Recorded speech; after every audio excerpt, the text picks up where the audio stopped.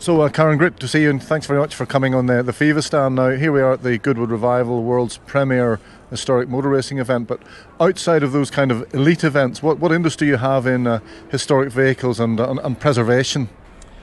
Well, listen, I think we're very fortunate in our sport that we have a huge history and a huge heritage, going back over 100 years. And I think it's important to embrace that.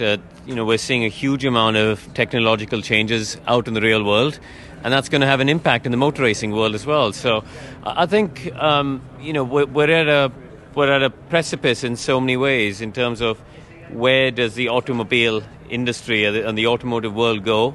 But I think equally it's so important to preserve the past and to make sure that as we go into the past, we can still, go into the future, we can still, enjoy and embrace these wonderful machines from the past. And it is an industry under threat to some extent. I mean, the current generation are obviously less interested in the older vehicles. Any ideas of how we can get the next generation more engaged in the past, as you say?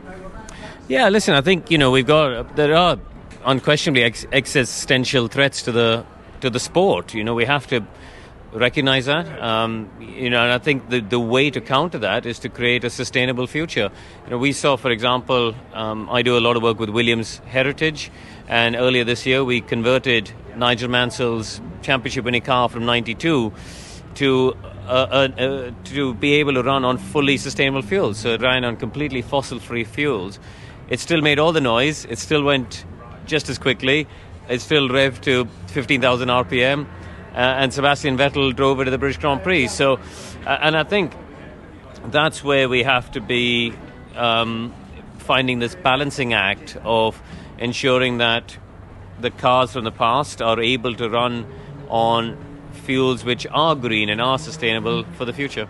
Yeah, so it's a controversial subject. I mean, the purists would say that a car would have to have not electronic ignition, have to have points and have to run on old-style fuels. But you'd be a proponent of perhaps some modernisation to keep those cars running and to keep them available.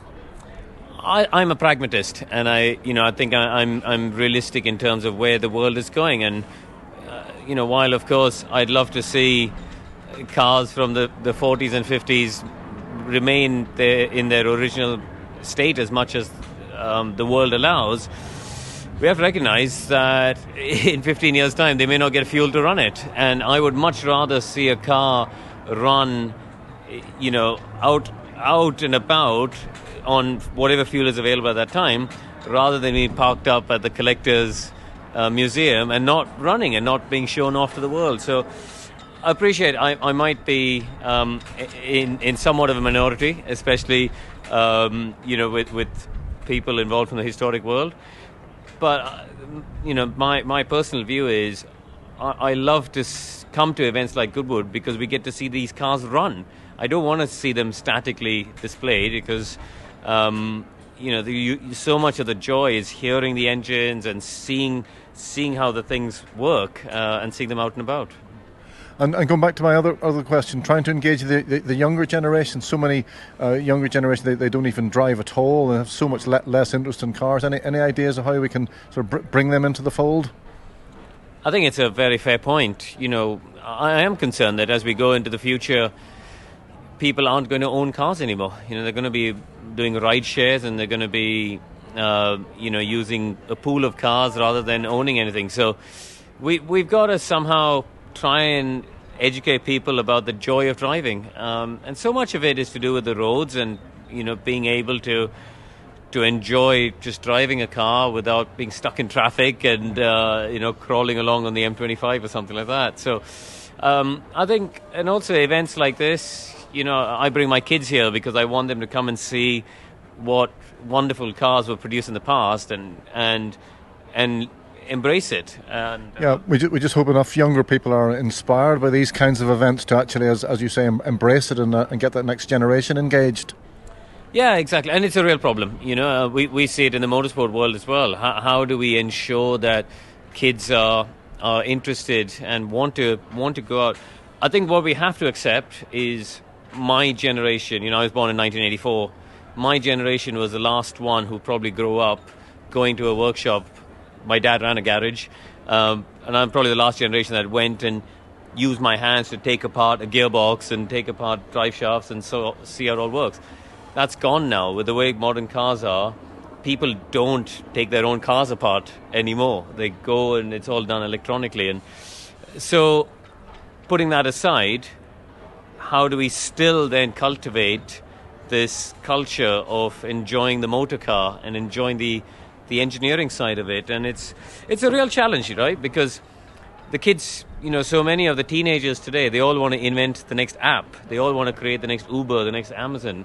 So I do worry that people don't want to be engineers. People don't want to design gearboxes or dampers or suspension. And I feel like it's on all of us who are in this industry to try and still instill a sense of appreciation amongst the next generation. Sure, well, we're all doing our bit for that cause this weekend at Goodwood. So, Karen, thank you very much. Great to have you on the stand. Thank you very much. Thank you, my pleasure. Thank you.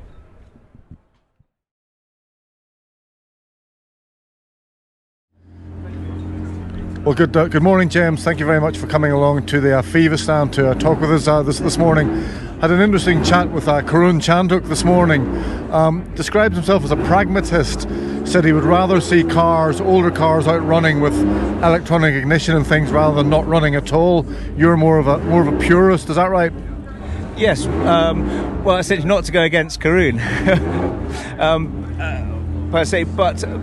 Yes, the most important thing I think is that cars are running and seen and heard and smelt with the oils, everything else, all part of the experience and passing on that passion to the next generation.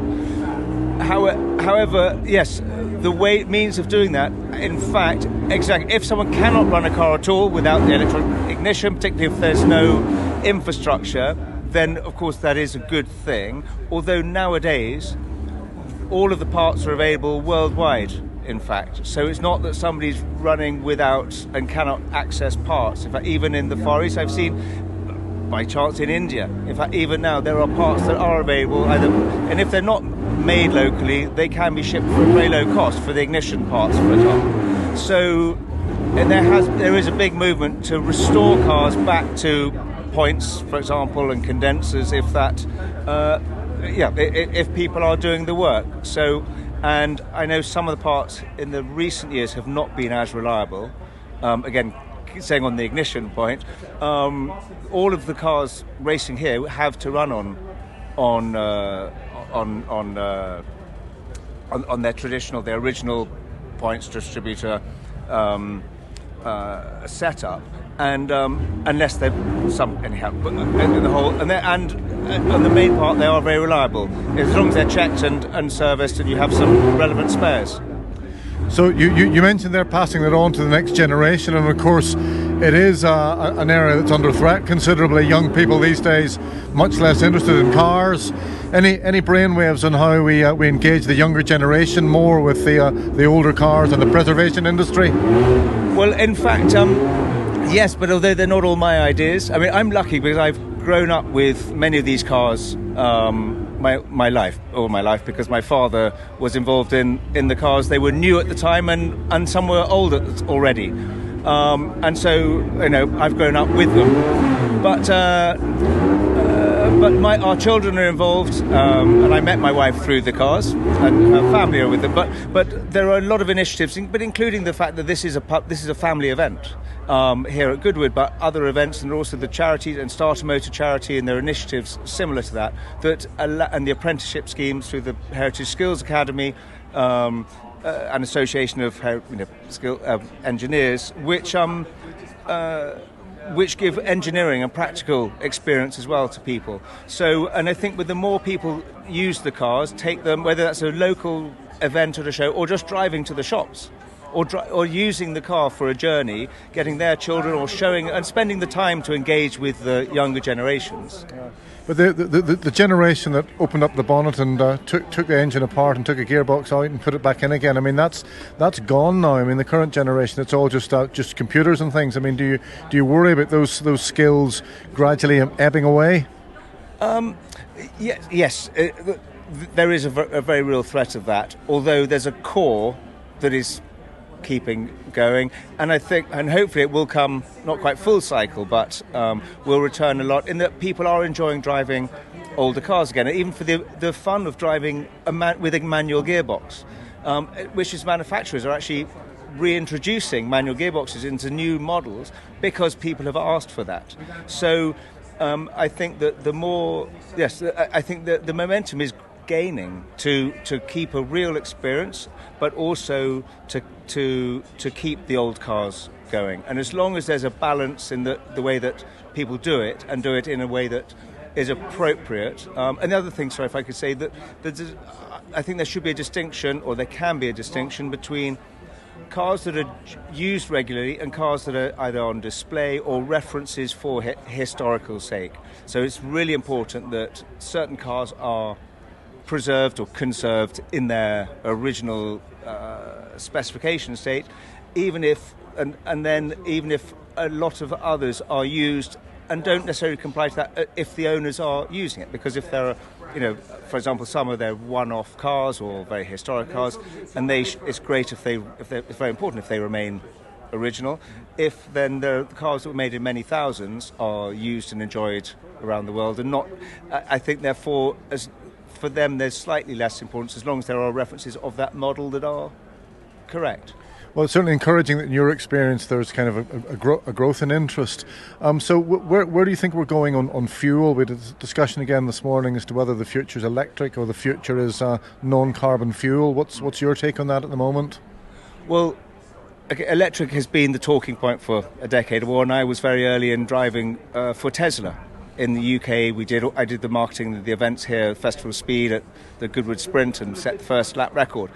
And that was really interesting and important. And the governments have focused on electric technologies, although hydrogen is actually a much older solution. The electrics go back over 110 years and so on. And even the first hybrids, the Armstrong from 1898, but with an electric starter, for example, even. So, but hydrogen as a fuel, not just with the fuel cell, is a very important technology that's being pushed through now very much from the UK, in fact. But then the synthetic or non-carbon fuels are a massive step forward, and there are this fully synthetic fuels coming through, but also the reclaimed fuels, effectively the biofuels. And Le Mans 24 Hours this year was run, and the World Endurance Championship is currently run with reclaimed recycled fuel. So which is immediately 60% lower in emissions. So it shows that there's no change in performance and very little change to the internal combustion engine, which means it's great for heritage, because it means that people can continue to use the same cars with a different fuel, and it is very not just environmentally conscious, but it is genuinely helping the environment. It will not be a politically popular move, of course, because the revenues in developing the technologies and building new cars doesn't apply to putting new fuel in old cars. But that's not I don't want to get into that. And on a similar note, am I right in thinking that now King Charles II has an Aston Martin into which he put an electric motor? Is that correct? Yes. I don't know very much about the spec of that, but yes, exactly, it is correct. And from what you're saying, you expect to see a bit more of that going on in the near future, those kinds of conversions? Well, there are a number of the conversions already. A number of manufacturers are doing that across a range of cars. Although, really, the better thing for a much neater and truer solution would be to use new fuels in non-carbon fuels in the old cars. Literally, there's just a couple of pipes change, and the fuel lines, for example, and maybe the jets in the carburetors, but otherwise they run exactly as they were with the engine as they were built, but they're just not emitting carbon particles. Yeah, certainly sounds like the best solution, the best compromise between preservation and the younger generation that are more interested in these sort of green and environmental issues. Yeah. So, well, thank you very much, James. It's good to have you on the stand. Thank you very much. Thank you. Thanks, James.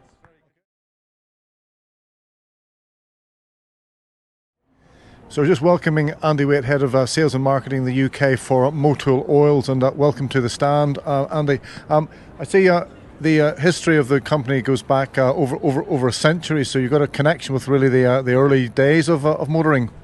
Yeah, absolutely. So the history of the company is circa 165 years old now. As an oil brand, we were one of the first brands to pioneer the multi-grade oil from the monograde, followed by the synthetic oil, followed by fully synthetic oil. So we've been pioneering oil right from the early days of motoring history, and being one of the brands prevalent in that space for a very long time, and still today pioneering the next technology moving into the future. But I would say one thing that's really good about what we're doing now is we have a full range of classic oils to service these vehicles, right from monogrades to multigrades. But we're using today's technology for yesteryear's vehicles. So here on the FIVA stand, which is obviously very much concerned with preservation of vehicles from that era. So you have a range of products for owners of vehicles from the earlier eras of motoring. Absolutely, right the way from those monogrades, pre-50s, pre-war vehicles. We've got an oil and a grade with the correct additive packs that were specialists for those engines at that period of time. And as we go through the years and decades, and if we come up to where we are now, we're starting to see a new demographic of people coming into that classic sector.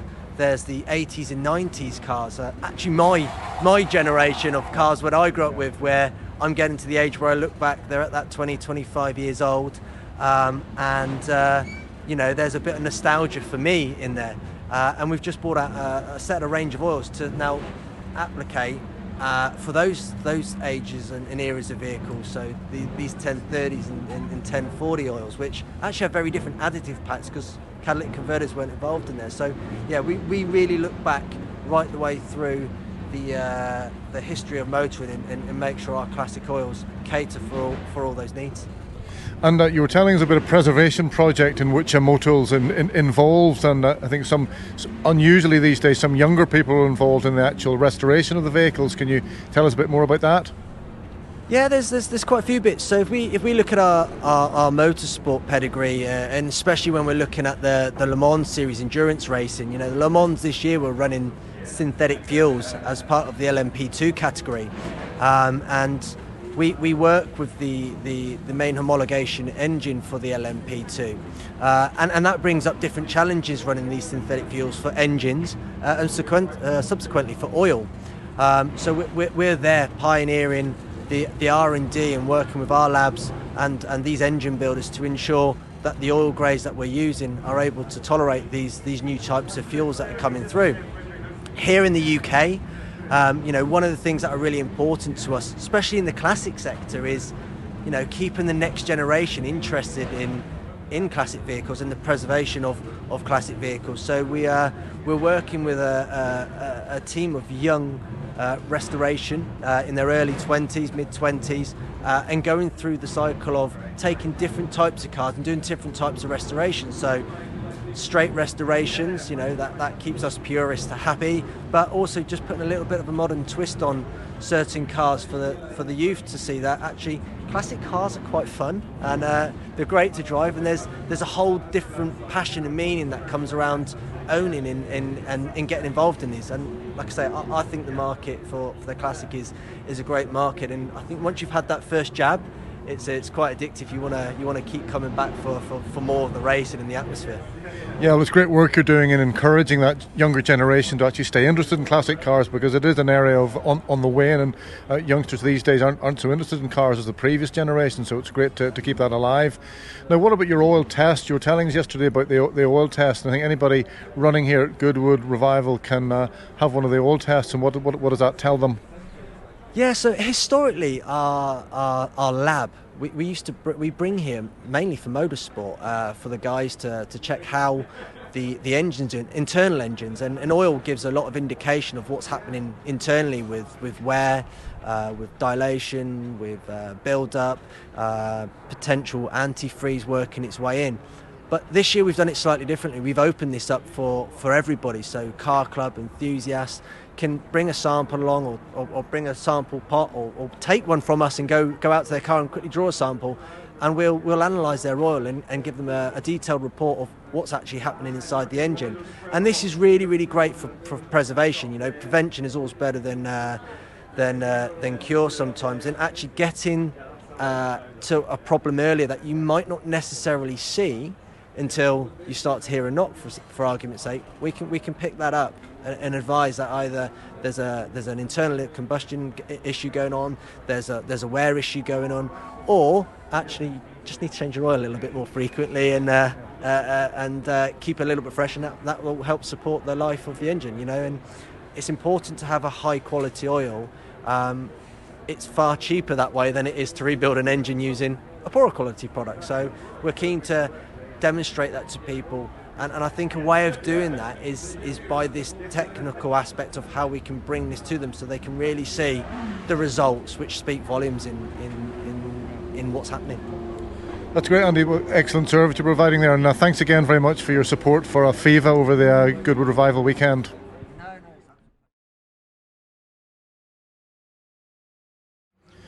So Esteban, thank you very much indeed for coming along to the stand and supporting FIVA at the Goodwood Revival.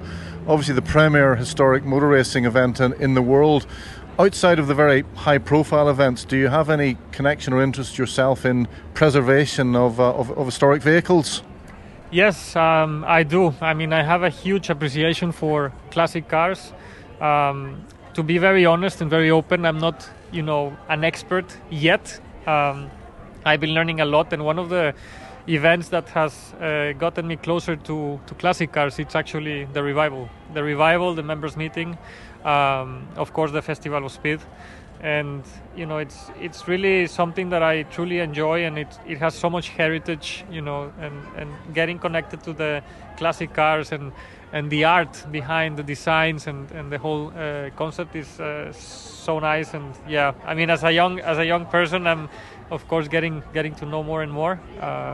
So is there a big heritage scene back in Mexico? Are there many classic cars and things that were stored on the road back home? Not as much as here, of course, but there is some great collections that we have in Mexico. Personally, I haven't started my collection yet. I have my racing cars, but in terms of classics, I'm going to start pretty soon. Well, it's good to hear you're going to start a classic car collection. Yeah, we always like to hear that. But from your generation, and it is an area that's under threat to an extent, because people of your age maybe have less interest in cars and less interest in historic cars. Any ideas on how we can promote that and can encourage people of your age to generate that interest in classic cars? Well, I think bringing and inviting more people, young people, to these events, it's the key. And in order to let's say, to motivate them to come, of course, the more young generation of drivers we get involved, the more interest there will be from younger guys. So I try to give, let's say, from my side, put my, let's say, my small part to make that happen, and of course sharing all the stories and sharing, through the communication channels that today we have, the passion that I have for classic cars. I've heard more and more interest, and I'm sure that it can be achieved, and younger people enjoying this type of events, and also specifically classic cars and the beauty behind that. Because today every modern car, it's now like of course it's great, and they're new and great designs, but the engines are not the same. It's not the same experience when you drive them. Driving a classic car is really special. So you're still involved with Mercedes, still contracted to Mercedes. So we have an event coming up at Brooklands next year about what was called the Gordon Bennett Trophy, which in Mercedes took place. It was 1903, so well over 100 years ago. So in your work with Mercedes, is there any connection with the heritage of Mercedes and the earlier cars that Mercedes had? Not the earlier cars, more in the Formula One field. I do most of the events where we bring the Formula One cars for show runs, but of course it's more modern.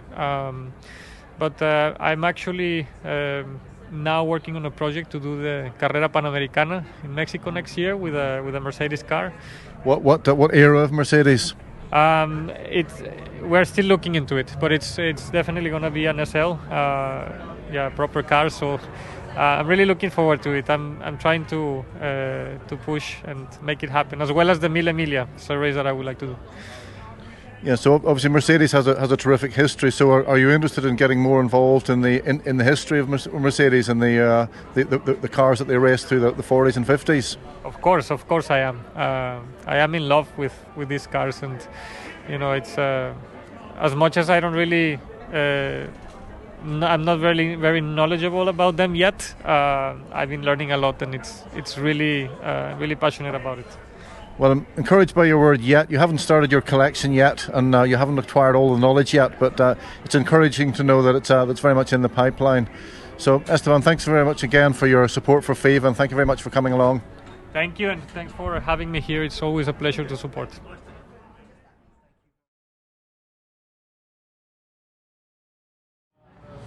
Well, good morning, Steve. Thanks very much for taking time out to come to the FIVA stand.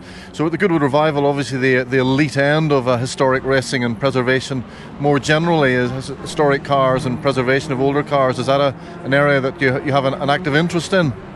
Well, since I retired from a professional racing driver, what I now do is race historic and classic cars. So the addiction to motor racing is still there, and now at my age, the only way I can sort of serve the addiction is via historic and classic car racing.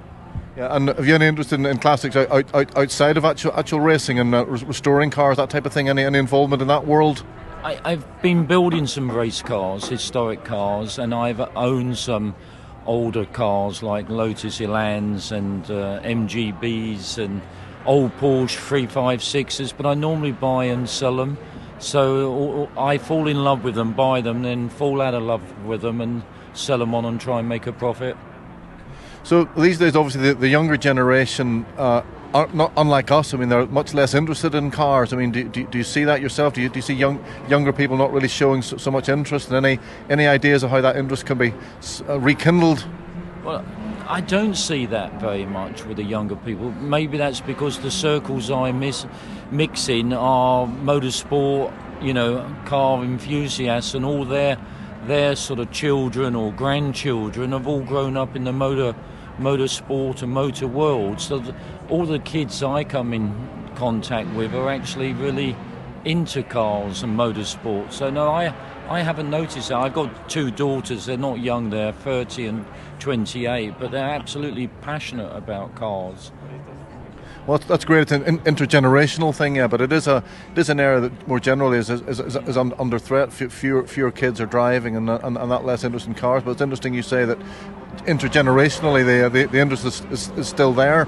But I think that's because of my background, and all of my friends are motorsport. That's just, I mean, I obviously have got other friends that aren't to do, or their background's not motorsport or cars, but they're still interested in it. And I find that from my small little group, I haven't known, but I have heard what you're saying. I do know it's out there, but I haven't experienced it.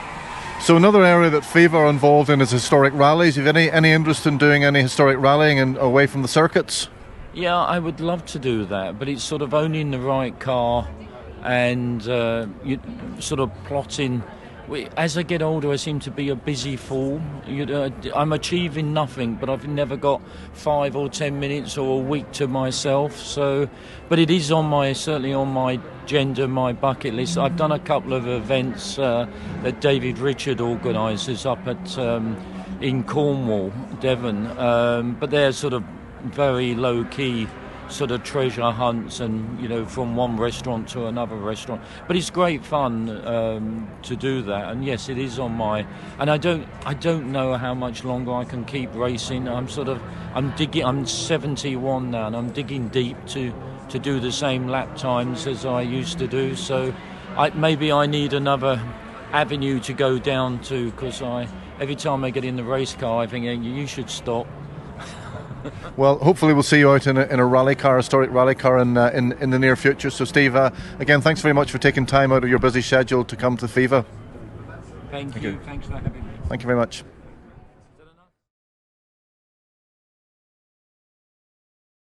As you wish. But so good morning, Emanuele. Thank you very much for coming on to the FIVA stand this morning. Are you familiar with FIVA and the work that it does around the world in terms of preservation of historic vehicles? Yes, I am. Maybe because I'm growing older and older, but I think the significance of preserving historic items is, for me, very, very important. I come from Rome, a city where preserving history is, for us is quite important. It's also a shame because in Rome you see a lot of ruins because throughout, from the Roman Empire to now 2,000 years, for great part of these 2,000 years, the ruins were just real ruins. And now mankind understands the value of these things like Colosseum, Forum, and so on and so forth. And I hope this mistake will never be done with cars, that for a period they're just old and scruffy and put them there. And then, oh, wow, they're valuable, so let's restore them. So you mentioned your age and our generation has that passion. Do you see that in younger people? Do you think that younger people have that same passion, that same interest in preservation? Yeah, I think so. I think it's just a general philosophy of mankind nowadays. I think the value of the past is well perceived, probably because the world is moving so fast. Imagine, the Middle Age. For decades and even centuries, things just stayed the same. Now it's like you have a rolling carpet behind you, and I think this makes people probably appreciate more the past. My personal opinion is that there are probably only two things that that even the richest men in the world cannot buy. One is health, and the other one is history. You either have history or don't have history. So those who are lucky to have history, I think they better look after it. And so you're optimistic generally about the car preservation scene, because it is under threat for the reasons that we said, that generally speaking younger people maybe slightly, but you're optimistic? My opinion doesn't count very much because I'm an incurable optimistic, so I always see the bright side. But I believe a lot in sharing feelings, sharing emotions, and I think it's our duty because people change. What we are now is not really like what we were in our younger age. So even those who don't understand, because it's normal, younger people, they look for the future, and now their future is right there in front of them most of the times. But these people can change, can understand better, and I am optimistic. Now the automotive industry is going very fastly, maybe too fastly in one direction. And I think it's our duty to keep explaining that the environmental impact of this incredibly small niche of historic cars is by far smaller than the historic impact, the heritage impact that they have. And what's your opinion? Again, it stirs up different opinions, but what do you think about putting electric motors into Aston Martin DB5s, this type of thing? What's your view on that, Emanuele? I prefer not to say. In general, I am a traditionalist, but I understand and appreciate that the world is changing. What I don't like is that the changes are forced into, forced in a too fast way. So more than this, I prefer not to say, because I don't like to be negative in general. Did you know the King has an Aston Martin with an electric engine? Our new King has a DB5, I think it is, with a electric motor. The thing is, maybe it's quite hard what I'm saying, but preserving the environment. Well, I don't know about other people, but this is something which is in me ever since I was born. Ever since there were all these talks, but sometimes, and maybe too often, some people, mankind in general, they do certain things for an image standpoint. So key people, it's good that they deliver a certain message, but I think it's also good to be balanced, and so I respect everybody, but I'm very happy with my internal combustion car, driving within the speed limits, and in a respectful way. That's excellent. Well, thank you very much. And well, I know you're very busy this weekend, so we appreciate you spending some time at FIVA stand. Thank you very much. Thank you. My pleasure. I'm busy, but it's more than fine to talk to you guys. Thank you.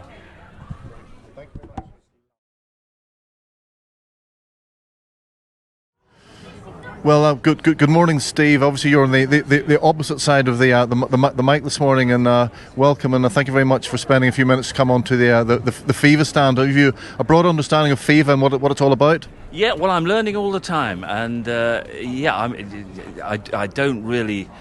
And have never got my head around the technology of even the modern racing car, let alone the great cars that we're seeing here at Goodwood and 40, 50 years ago. But what we are doing, or what my involvement is and my enthusiasm is to making sure that all the broadcasters that I've worked for and all the sort of private collections of material of, let's say, the first 30 years of the Formula World Championship is brought back into the public domain. So we're running a little company that is delving into archives from the major archives like Bewley and the BBC and ITV and so on to the small little collections, and we're finding out so much about hidden material that we might be able to bring to a bigger audience, and I think in turn that will help fuel the enthusiasm for what you're doing in the front line of all these wonderful vehicles. Yeah, because do you see it as a generational thing? It's something FIVA is very conscious of, that people of our sort of generation are more tuned into historic cars, etc. But do you see the next generation coming on as well? I think unless you've served the next generation with the full story and as graphic a story as you can of the development of Grand Prix motor racing, and I'm talking about principally from 1950 onwards, I think that is the only way that you're going to preserve the interest of the modern generation. They got their eyes set on modern technology and sim racing and Drive to Survive and everything else, which is all wonderful. But a lot of them come to that with no real knowledge or interest or connection with the amazing story about how Grand Prix racing developed and reached the stage that we are at today. And what about yourself, Steve? I mean, quite accessible form of motorsport would be historic rallying. If any, I don't mean full-blooded through the forest rallying, but historic road rallying. Any interest yourself in getting involved in that? Well, I would love to. I had a little bit of involvement as a co-driver. I was lucky to sit alongside Pentti Ricola on a couple of national events, which was a wonderful experience, and it turned me off the whole idea of going back into the forest as a driver. I've been lucky enough in my job to play your sort of role at a number of related events. One was doing the finishing ramp in Paris at the end of the Peking Paris rally. My goodness, I mean, the cars, the drivers, the stories were just wonderful. But no, my own involvement, and I'm very proud of it. I own a 1971 Fiat 500L, and I am president of the Fiat 500 Club of Great Britain, and that is as lofty as a position as I think I'll ever achieve. Well, it would be eligible for historic road rallying, so you could actually do a road rally on it, Steve. So maybe we'll see you out and doing road rallying somewhere along the line. Okay, well, thank you very much, Steve. Appreciate you coming along and spending some time with FIVA. Great to see you, and good luck to the organisation as well.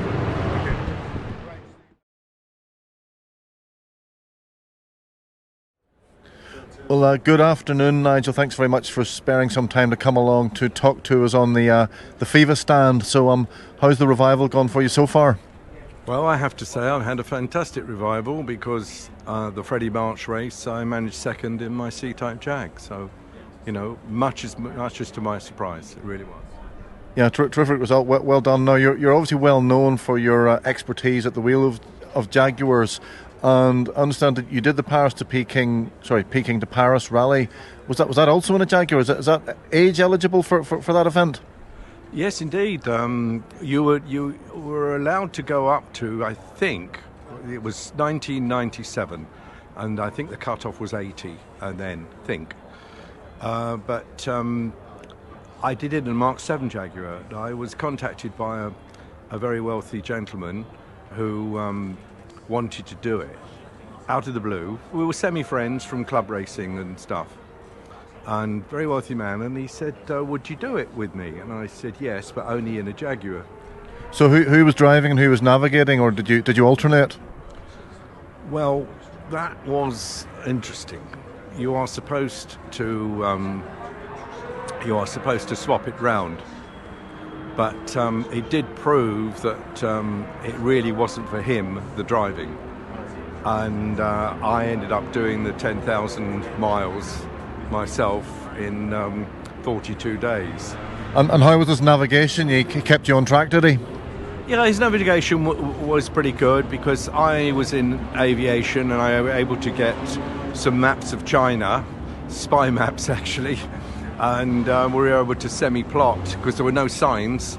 You just knew you were going northeast or southwest or whatever, and we did pretty good there, yes.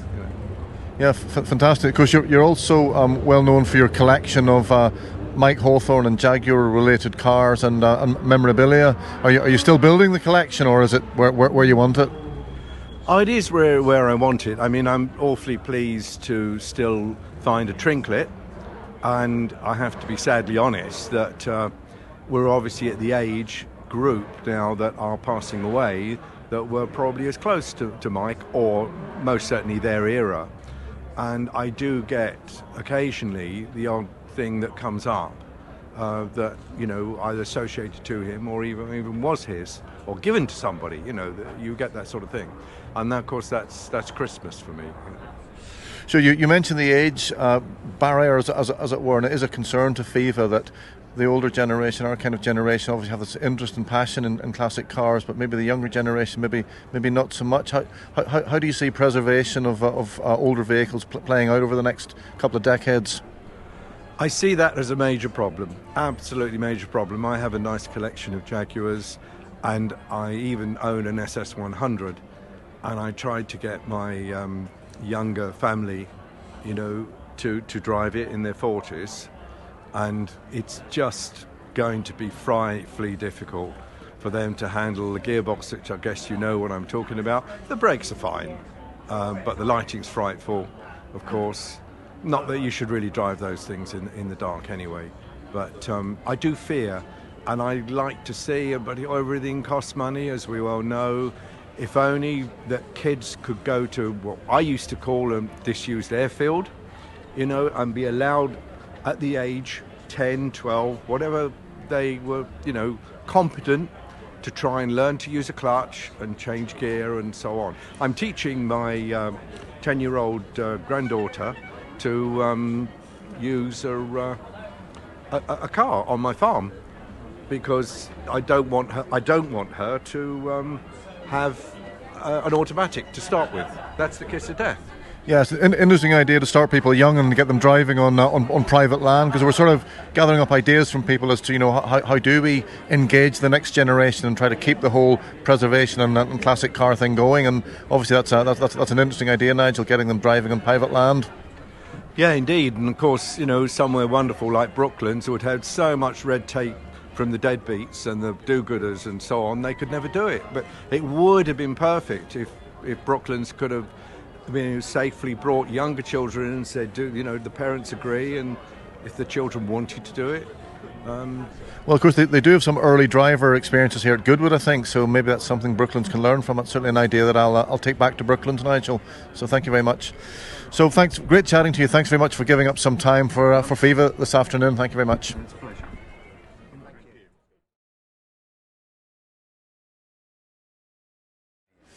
So welcome Paul Owen, a grandson of Sir Alfred Owen, one of the mainstays behind the BRM, which has been kind of dormant for, I think, a number of decades, but you're now reawakening the mark. Do you want to tell us a little bit more about that, Paul?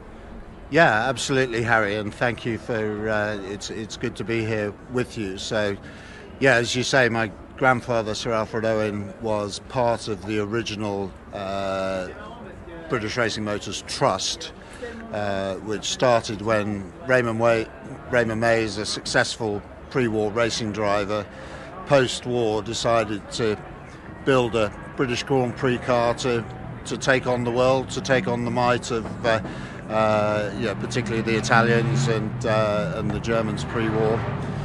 So he got together a consortium of British industry, British engineering, and my grandfather, and Oliver Lucas of Joseph Lucas were two of the first people that he approached, and they decided to support the project, invest in the project, and put money in and make quite a lot of contribution in kind to what was effectively Britain's first Formula One team and Britain's first Grand Prix car.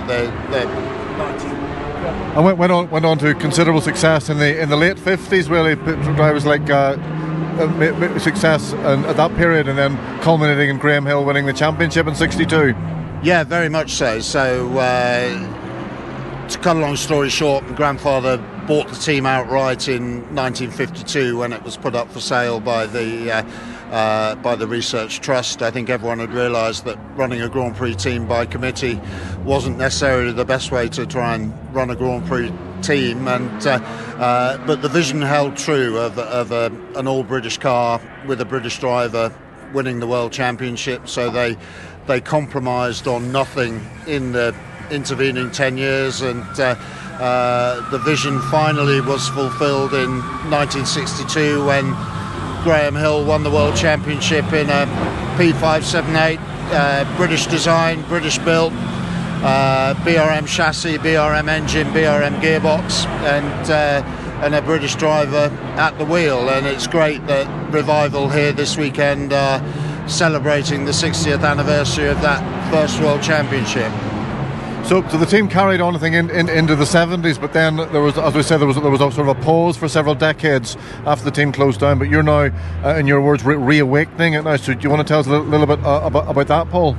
Yeah, so we, BRM as a factory team, stopped racing in 1974 at the end of the BRM Motul era, and we've been conscious as a family that we have this asset and this important piece of British heritage. I mean, Jackie Stewart very kindly says that without BRM, Britain wouldn't have the tremendously strong motorsport industry that it has today in its in its current form. And so a group of us family members have decided that heritage, that history is important.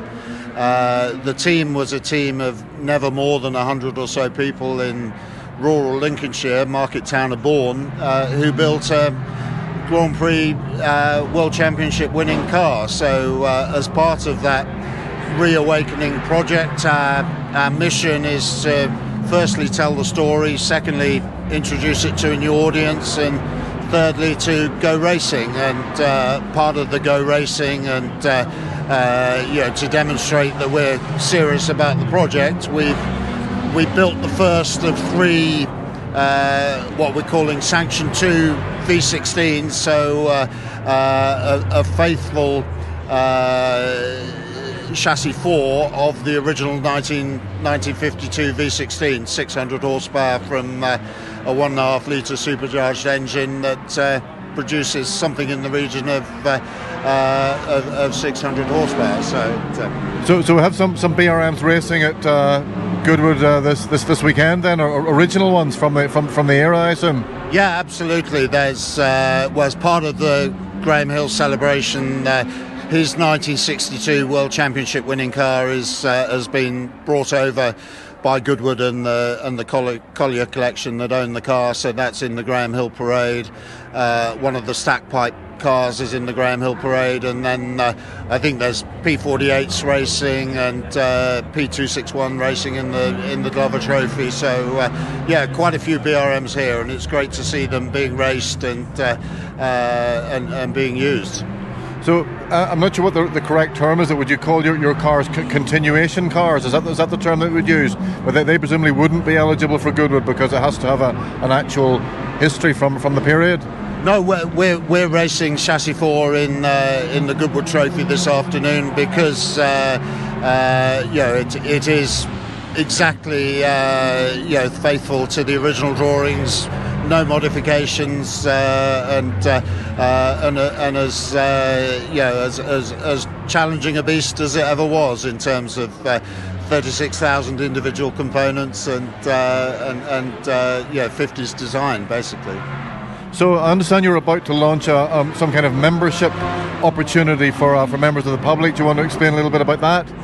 Yeah, we've developed a concept with some partners where the whole BRM project is about reawakening what was achieved in period, about getting others involved and giving people the opportunity to celebrate the history and share all of the material and what was achieved in period. So it's a concept that we're exploring and hopefully will be launching shortly. Okay, well, thank you very much. Well, thanks again, Paul, for coming along and sharing that with us, and best of luck with the BRM Reawakening. Thanks, Harry. Much appreciated. Thank you. Cheers.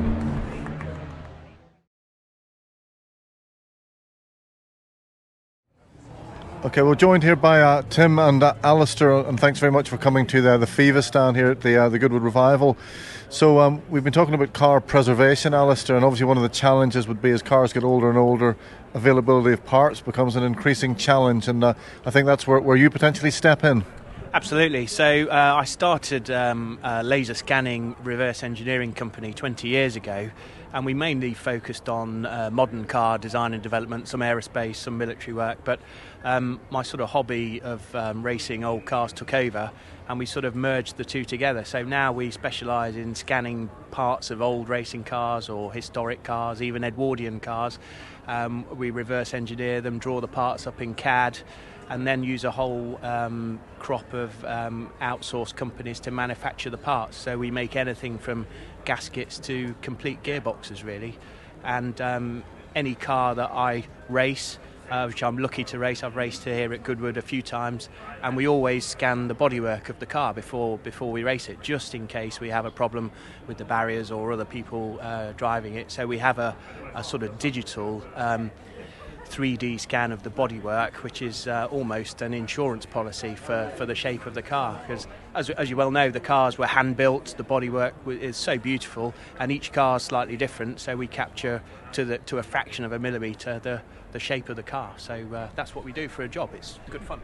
So you mentioned building entire gearboxes. I mean, so you take the gearbox completely apart, obviously to all its different component parts, scan each part individually, and then put the whole thing back together again? Absolutely. So that covers a huge variety of engineering skills. So we cast magnesium casing, so we do pattern making and foundry work. We do gear cutting and general CNC machining to make the shafts and make the dogs and the selectors, and even small oil pumps for some of the sort of Grand Prix car type gearboxes. So yeah, they're very complicated assemblies, and every part is drawn and becomes a complete CAD assembly, and that's how we use the CAD models to manufacture the different parts by many different companies. Yeah, you have an army of subcontractors, as you said, and as a matter of interest, are many of them in the UK, or do you go internationally? We try and use UK-based companies, mainly because it's a lot easier to have a conversation with them, and we like to keep things made in England as much as we can. And majority of English companies understand what we're trying to do and appreciate the sort of heritage, and are really keen to be involved in historic motor racing. So they're almost as proud as I am to see the parts going round a racetrack. So that's why we focus on that. That's fascinating, Alistair. Thanks very much. Tim, you're a little bit far away from me to reach across there on RMX. So tell me, Tim, where do you fit into this whole world of preservation and historic motorsport? So we do it the other way to Alistair. So it's very much the old school of doing it hands-on, and sort of using cardboard assisted engineering, so taking templates for bits of cardboard of body panels and so on and so forth and making them up. So Alistair and I both come from the world of Fraser Nash's, so that's racing everything from the chain drive cars through to 328s, and getting hands on in the workshop as they've done for many years, and keeping that tradition going of oily garage floors and spanners, whereas Alistair comes along with his laptop, sets it up in the workshop, and only yesterday we were working on the design for some engine mounts, and I'm sat there with sort of angle grinders and tape measures, and Alistair's there with a 3D model and rotating it all around, and somewhere in between it all comes together and hopefully we end up with a part that fits. And the fascinating thing is that most of the time it works. Something that Alistair sends down bolts straight onto all the work that we've done, and I think that's a good sign of craftsmanship from all angles, really. Yeah, so interesting collaboration. So Alistair can create the things, and then you're the one that eventually potentially bolts it all together then. Absolutely, and it's very much different philosophies, and it's quite interesting because Alistair will be saying, well, I can make you a template up out of MDF, and I'm thinking, well, we'll be there with sort of a file or something along those lines. Alistair will give us a 3D print, and we'll just be sitting there trying to do it the old school way. So it's it's a lot of fun, but we quite often end up with a different view as to which way we're going to make a part or prototype a part, and then sometimes we give in, and then sometimes it's quicker for us to do it the old way. So it's good fun. So here at the Revival, have you obviously gone around looking at the cars? Do you occasionally see bits and pieces that you've made, or maybe even large components of cars that you've made in the paddock here? Yeah, it's quite surprising actually.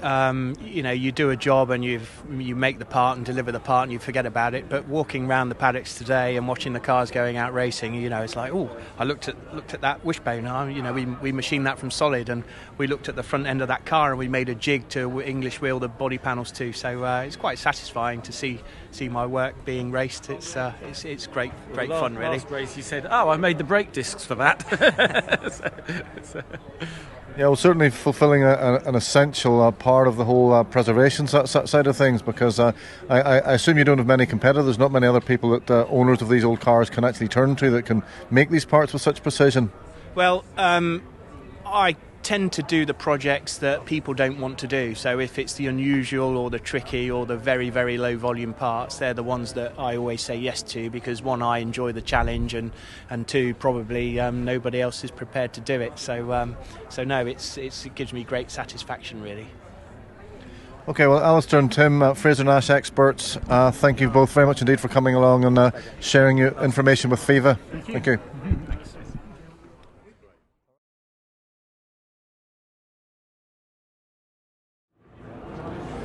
So good afternoon. We're joined here by Tito, who's the chairman, the president, I think, of FIVA. So would you like just to explain briefly what the objectives of FIVA are?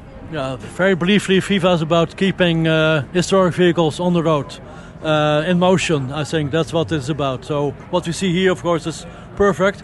I must say we're not so much for racing, we are more for the use of historic vehicles on public roads, but the attraction of this is all that so many people come here by historic vehicles. So it's a good reason to keep your historic vehicle movement, this wonderful event.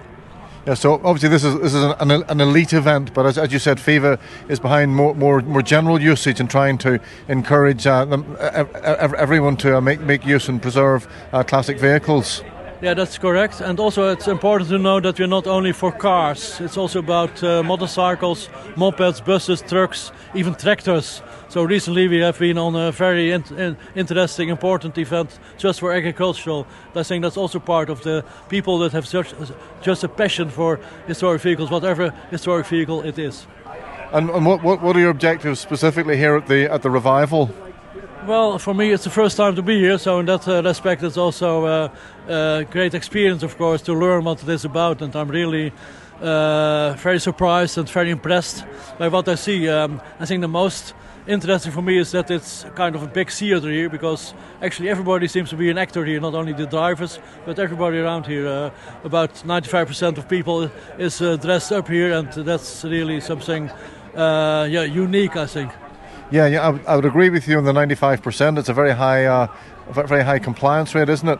And one thing we've been talking about is that, I mean, there are some young people here, of course, but generally speaking, it's an age-related thing, and older people are more interested in cars. The younger generation maybe less so. Is FIVA doing anything to try to inspire and encourage the younger generation? Yeah, of course, that you address a very important subject. It's not an easy subject, but I must say I see quite some young people around here as well. Interesting thing, I think, is that also young people are interested by the old designs, maybe not so much by the old technique, but the different forms. They're so different from the more, let's say, uniform designs of current cars that I think there's a real interest, and there's an enormous potential, I think, that we can develop altogether. Yes, and in terms of the actual technical side of it, does FIVA get involved in the actual technical in terms of the restoration and preservation of cars? Well, it's not core business to be involved directly in that part of the movement.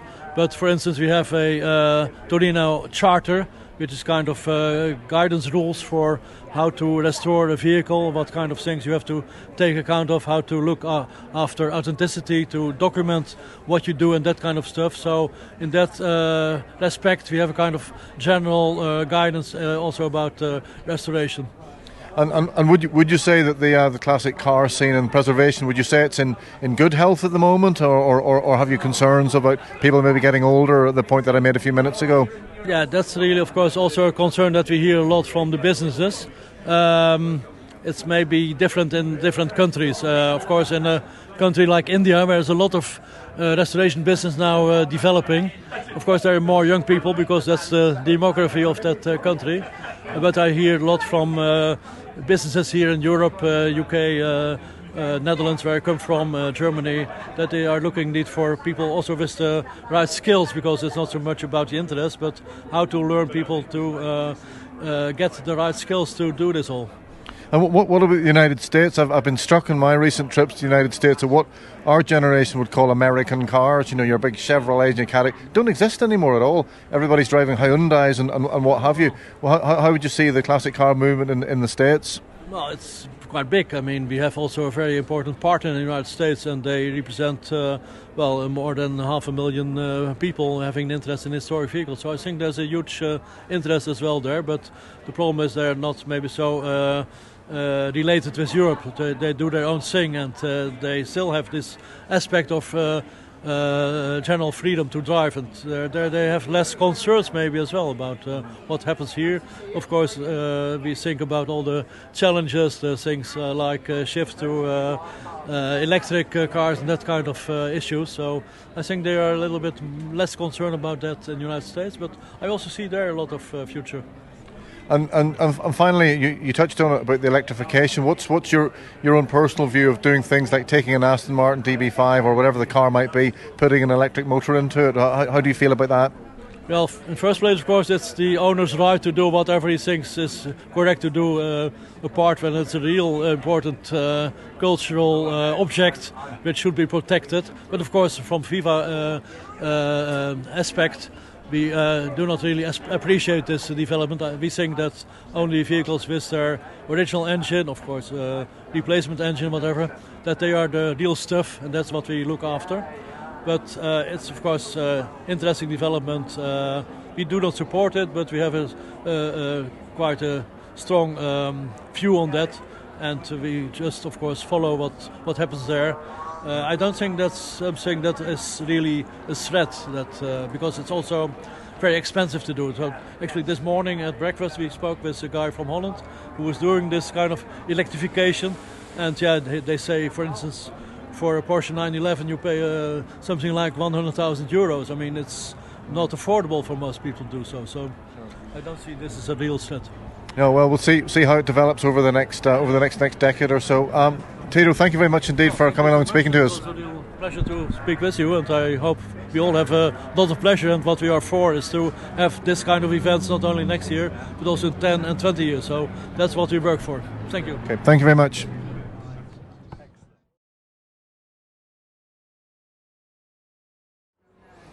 Okay, I'm joined now by Alec Daly from Argentina, FIVA representative for South America. So what is FIVA currently doing in South America, Alec? Well, we've been quite busy. South America is very fast and varies by country. And we've had the pleasure of having the president and the senior vice president come down to visit us to get to know what's going on in that part of the world, and the other way around for our countries to get to know people from FIVA, which is so much in Europe, and to bring us more together. There's a lot of passion down there, a lot, and it varies by country the way they take on this movement. Argentina, for example, is traditionally been very strong on classic cars, and in general, I mean, racing. We've got Fangio down there, etc. So there's a very big heritage. And so is there a strong restoration and preservation movement in South America generally? Yes, there is. Yes, there is, because there are countries like Argentina and Uruguay where you have cars which have been left from the past, and they've been rescued, barn finds, let's say, and they've been restored with a lot of natural talent, which is wonderful. And we've even got schools preparing mechanics for the future, which is very, very important. Well, that's been a big theme of this Goodwood revival, is that the older generation obviously have their passion for the cars. Younger people maybe less so, and it's finding a way of inspiring and encouraging younger people as well. Yes, absolutely. Goodwood is a fantastic example, and this revival event even more. I've been lucky to come here many times with some Argentine friends, and we really appreciate what the Duke of Richmond does. This is fantastic, because this is the spirit that we like, preserving the past and using the cars. I mean, we believe really in using the cars and having them on the road, which requires a lot of things, being in touch with the government and having the cars running and restored, as you well say. And going back to what you said a few moments ago, there are plenty of schools, you think, in South America training new mechanics and hopefully engendering them with a passion, a new passion for older cars, not just modern cars. Yes, that is a cornerstone. I mean, we want to keep our cars on the road, so we have to have mechanics and the skill to do that. In Uruguay, in Colombia, Chile, Brazil, that's coming through slowly, but at least we have that in mind, and we're working towards that with different schools and different ways of encountering this. And so, would you say that generally speaking, the preservation movement is overall healthy and in a good state in South America? Yes, definitely, because the passion is there. Obviously, there's a shift in the age of the cars. I mean, we are a wee bit older. We look at cars, maybe in my case, of the 1960s, and my kids and stuff, they look at cars of maybe of the 1980s. But the passion is there and interested in the cars that you drive, because the heritage is there. Yes. Yes, very encouraging, because generally speaking, overall FIVA, I think, do have concerns, that there is a decline in the amount of expertise of the individuals, but it's encouraging to hear that that's still alive and well and healthy in South America. Yes, it is, and fortunately it's encouraged in many cases. The historical side is encouraged, and the usage of cars is fortunately doing well. We got, after the COVID, we're back on the road. Our events have come back in full tilt in all the countries, really. I mean, we've just been in Brazil, where we've had a magnificent car show. We have a top car show coming on in Argentina now in the middle of October, which attracts over 50,000 people on the weekend. So it's really, really healthy, and it's multi-purpose. We have motorbikes, we've got trucks, cars, and everything, from the sophisticated cars to the more popular cars, which is exactly that's what we're looking for. As long as they're well preserved and in good conditions, they're more than welcome. So, well, thank you very much, Alec. Great to hear from you, and thanks for sparing your time to tell us about FIVA in South America. Thank you very much, and a pleasure to be part of this movement. So thank you for the interview. Thank you.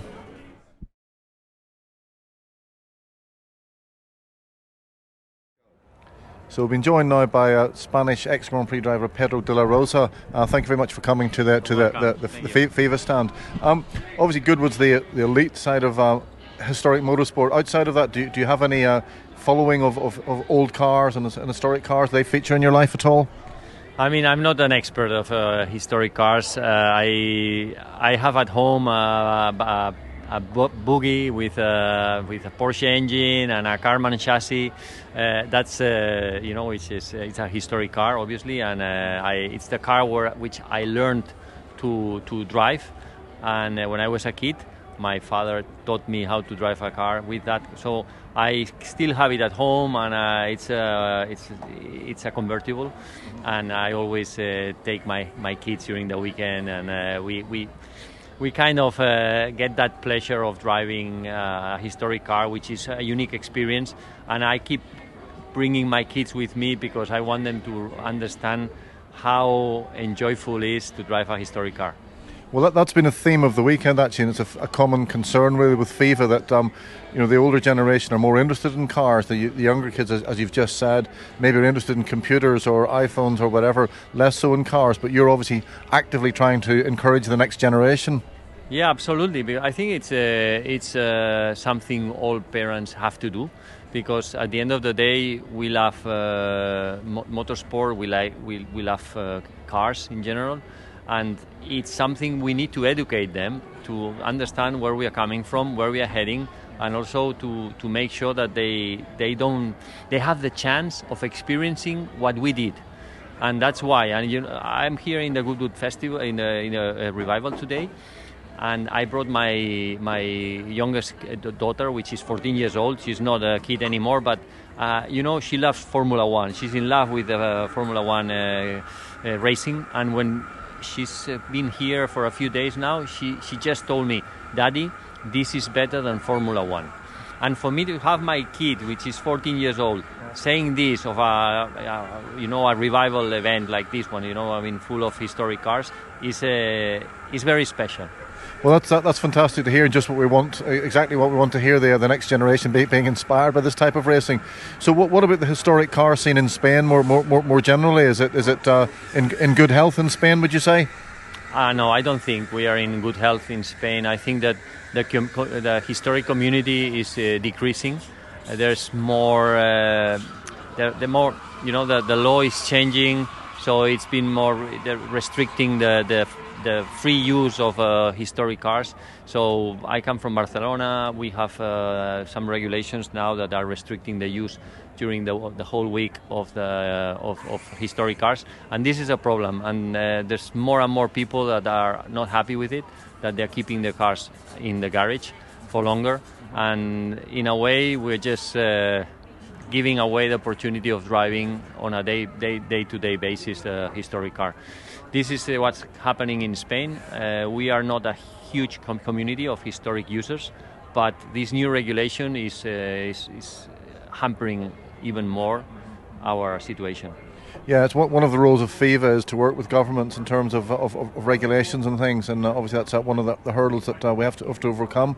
What's your view on classic cars being converted? Maybe say putting electric motors, that type of thing, into classic cars. What's your feelings on that? Well, I think that there will be a point where if we cannot drive historic cars as they are, we have to have a very broad way of thinking, and possibly we'll need to install some type of electric motors. I think hybrid cars are too complex and they're just not feasible. So I think there will be a time where we have to move on, although the battery technology is not still modern enough to be able to get a kit of plug and go. It's still too complex. It would be a too complex and expensive way of modernizing a classic car, but it will happen because the governments, the laws are just heading in a direction where the only way out will be to electrify our historic cars. Yeah. So, in terms of your own activities, have you shown any interest in historic rallying? It's a discipline. Have you ever done any of that? No, I know. I must say I'm a newcomer. In historic racing, in historic racing circuit, let alone rallying. So today I'm driving a Jaguar E-Type, a semi-lightweight. It's a jewel. It's a piece of it really. The experience of driving the Jaguar E-Type is not about driving the Jaguar E-Type alone. It's the fact that Jaguar E-Type was driven by Bruce McLaren, so it's a hell of an experience. But that's about my experience. In historic cars, I have no other interest in rallying. I think I'm more a circuit orientated person. But you do tend to find some drivers do gravitate towards things like the Mille Miglia, those kinds of historic events. So maybe somewhere along the line you might take up an interest in those kinds of events. Well, absolutely. I mean, the reason why this is my first Goodwood revival is the main reason was because when I was in Formula One, I mean, I spent like over 250 days traveling and not at home. So whenever it came the opportunity to come to this event, I thought I need to dedicate my spare time to my family, my kids, So I never came here because I was just flat out during the whole year. Now that I'm like retired, I have time, and it was on my, your bucket list. The bucket list to come here, and the first opportunity that I've had time, and I am here. So let's see. I mean, I hope to be a regular in the revival because it's just such an event. I mean, I'm just overwhelmed, really. So Pedro de la Rosa, thank you very much for your support for FIVA and coming along to our stand. It's very, very good to talk to you. Your work. Okay. It's very important for all the users and for the future, especially. And as a lover of motor cars and motor racing and classic cars, I think we as parents need to educate also our kids. It doesn't matter what the government say, do, or we also have our own responsibility. We cannot always blame the governments. I mean, we are part of it, and we have to educate our kids in the sense of what a classic, a historic car is. That's excellent thoughts. Thank you very much, Pedro. Thank you. Thank you.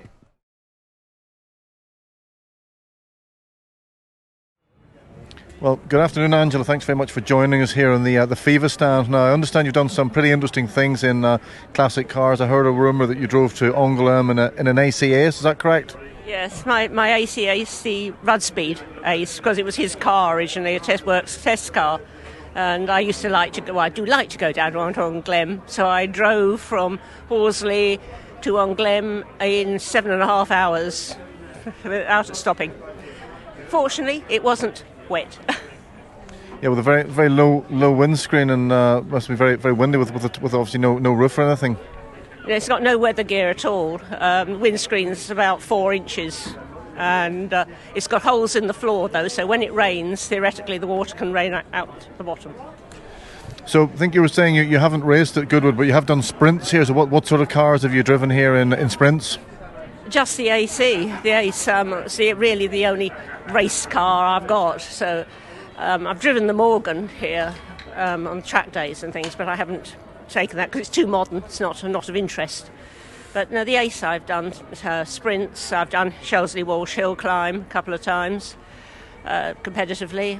I just enjoyed driving the Ace. And we did the Mille Miglia as well in the Ace. I was going to ask you, so that was also in the Ace. So that must have been absolutely top of your competitive CV then, doing the Mille Miglia. Yes, well, I didn't really know what it was. I was told about 9 months before that it would be a good idea if I entered, and I had a look at it and I saw the average speed was about 40, and I thought, yeah, that's all right. So entered, and we got in straight away. Car got in, and there was 9,000 entries that year, apparently. I read afterwards. So got in, and the target was to actually complete the course. But unlike most of the others, if not all the other entries, we had no backup. Everything was in the Ace, because I did it with Steve Gray. So he prepared the car and he drove it most of the way, and I navigated, because I think I'm a bit better at navigating than he is. He's better at driving. And so the objective was to finish it, and which we did, which was quite interesting because there was a very nice German guy with an AC Ace and 2 backup vehicles who said, if anything goes wrong, let us know, because we've probably got the part you need. And he gave us a number. He broke down and didn't finish. So it was quite amusing. Well, it's a nice story about the camaraderie within historic motorsport. You can't imagine anybody making a similar offer in contemporary motorsport, would you? Sorry, I didn't hear all you said. I was saying it was a nice gesture, but it probably exists only within historic motorsport. In contemporary motorsport, you can't imagine competitors helping each other out in that way. No, I think a lot of them would have helped if there was a problem. It certainly seemed that way, but not all of them. 1 or 2 noticeably, and actually it was mainly the females few females that were not at all helpful. Oh, well, at least there were female competitors though. So it is. Were there a number then competing females? It's Not that many, but it's difficult to say without actually going through the list. But I would say there were probably about 10 female crews. There weren't that many. So do you have any ambitions in Angela? What would you realistically like to do in the next couple of years in historic motorsport? Probably go back to hill climbs. Shelsley I particularly like. The car needs to be adjusted because the gear ratios are completely wrong, back axle's wrong, it's not at all competitive, so I'd need to sort that. And it's a nice car to drive. I'd just like to do some rallies on it.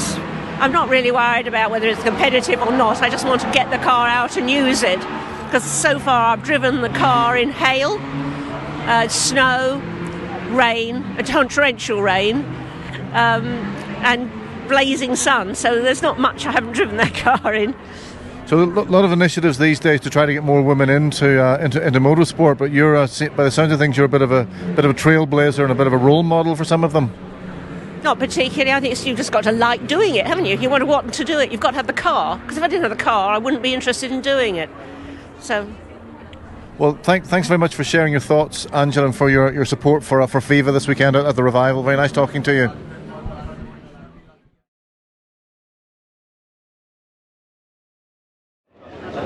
Well, good morning. Joined here in the FIVA stand by former world touring car champion Andy Priaulx. Thank you very much for sparing the time to come onto the stand this morning, Andy. Pleasure. Great to see you guys. It's a lovely stand, surrounded by great racing cars. So the theme of FIVA is obviously preservation of historic vehicles, and here we are at the elite end of that kind of territory. Outside of that, do you have any interest or any involvement in the preservation of the classic car industry? Absolutely. I mean, of course, I've driven for many manufacturers over the years, including BMW, and driven in some fantastic events for BMW.